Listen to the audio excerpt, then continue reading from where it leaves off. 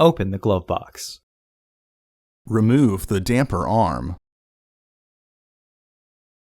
Push in on both sides of the glove box to release the stops. Unclip both sides of the filter housing door.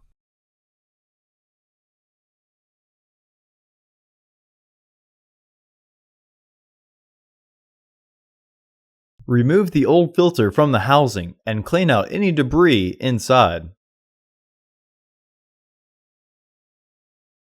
Insert your new filter into the housing, with its airflow indicating arrow pointing down.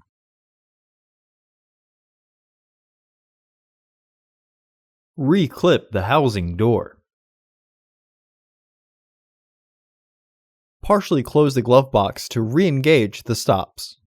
Reinstall the damper arm. Close the glove box. Order your parts today at filterheads.com. Also, please like our video and subscribe to our channel so you won't miss any new content.